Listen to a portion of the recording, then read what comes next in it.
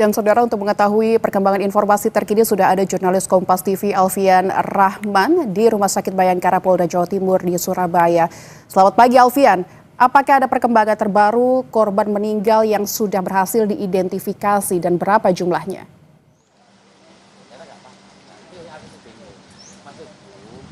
Ya, selamat pagi Lintang dan juga saudara. Informasi yang kami dapatkan baru saja dari tim DVI Polda Jawa Timur. Total hingga siang ini, Lintang dan juga saudara, RS Bayangkara Polda Jawa Timur ini menerima sebanyak 50 jenazah atau jasad korban reruntuhan dari Musola Ponpes Al-Qasimi Buduran Sidoarjo.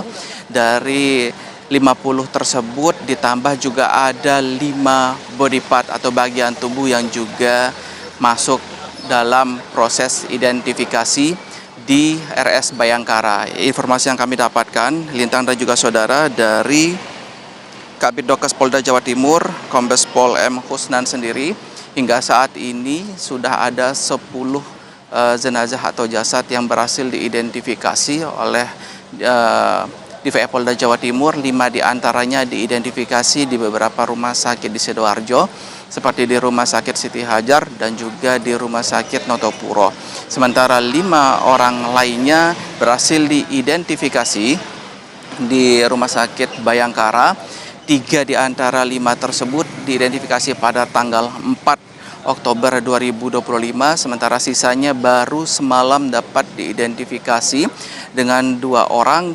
Yang pertama berasal dari Bangkalan, Madura, dan juga korban selanjutnya yang meninggal berasal juga dari Surabaya. Kedua ataupun kelima jenazah ini sudah dikembalikan ke pihak keluarga untuk proses pemakaman di tempat masing-masing. Kami juga memantau begitu Lintang dan juga saudara, di tempat saya melaporkan saat ini memang juga dibuka posko untuk informasi bagi keluarga korban yang tidak datang ke TKP tapi juga datang ke Rumah Sakit Bayangkara. Pantauan kami dari pagi tadi memang tidak seramai di posko gabungan yang ada di TKP, namun baru saja kami memantau ada 1-2 keluarga yang baru datang di Rumah Sakit Bayangkara dan untuk mencari informasi lebih lanjut terkait proses identifikasi yang dilakukan oleh tim DVI Polda Jawa Timur. Untuk rencana hari ini, Lintang dan juga saudara, masih ada 40 jenazah yang masih dalam proses identifikasi, ditambah 5 bagian tubuh atau body part yang ada di RS Bayangkara. Sementara untuk seluruh sampel DNA dari ke-50 jenazah ini sudah diterbangkan ke Jakarta untuk proses ekstraksi dari DNA. Nantinya akan disamakan atau dikompare dengan sampel DNA milik keluarga korban, karena informasi yang kami dapatkan dari posko postmortem maupun posko antemortem begitu yang ada di 2 tempat seperti di TKP dan juga di RS Bayangkara, petugas juga sudah mengumpulkan 57 lebih sampel DNA yang kemudian pada Sabtu lalu Lintang dan juga saudara sudah dikirim ke Pusdokes Mabes Polri begitu yang ada di Jakarta. Dan nanti hasilnya ini memang kalau seperti standar biasanya ada 2-3 minggu, namun dari tim DVI Polda Jawa Timur ini meminta agar hasil sampel ekstraksi dari DNA ini dapat keluar lebih cepat, 2-3 hari. Begitu, Lintang. Alfian, ini tadi Anda menyebutkan 10 jenazah sudah berhasil diidentifikasi. Bisa Anda ceritakan proses identifikasinya ini seperti apa di Rumah Sakit Bayangkara dan butuh waktu berapa lama kira-kira suatu jenazah ini bisa teridentifikasi dan diumumkan begitu kepada keluarga yang ada di sana?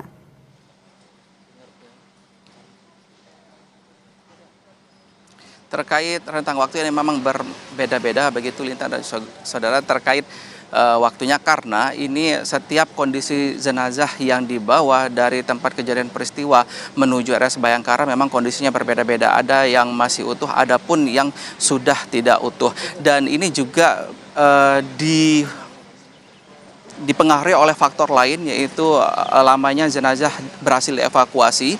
Karena kita ketahui bersama pada hari ini merupakan hari ke-8, otomatis ini akan berdampak juga terhadap kondisi fisik dari jenazah itu sendiri. Untuk yang kami dapat informasikan, ini Lintang dan juga saudara, proses memang masih berlangsung di tempat saya melaporkan saat ini 24 jam non-stop. Ini proses identifikasi dilaksanakan dengan melibatkan berbagai macam dokter, polisi, dan juga instansi lainnya yang untuk mempermudah proses identifikasi. Adapun proses identifikasi dilakukan dengan berbagai macam cara, salah satunya yaitu DNA, salah lainnya yaitu Lintang, ada juga menggunakan sidik jari, ada juga menggunakan bentuk gigi. Oleh sebab itu, ini pihak keluarga juga diminta untuk dapat mensupport kebutuhan-kebutuhan tersebut, seperti foto yang dalam foto tersebut diharapkan foto yang menunjukkan gigi atau foto dalam keadaan tersenyum, begitu, hingga ini nanti akan dapat mempermudah proses identifikasi dari para petugas, karena ada beberapa sampel, baik itu sampel primer maupun sampel sekunder.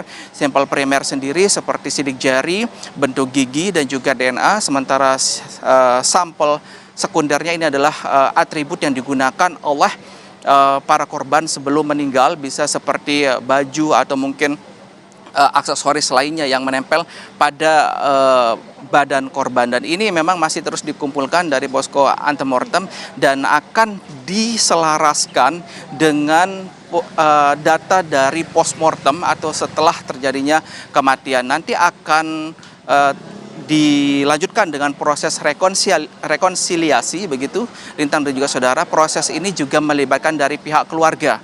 Jadi setelah diidentifikasi secara formil oleh petugas dari DVI Polda Jawa Timur, data dari dua sampel tersebut, baik itu data primer maupun data sekunder, termasuk juga data dari antemortem dan juga dari postmortem, ini akan ditunjukkan kepada keluarga.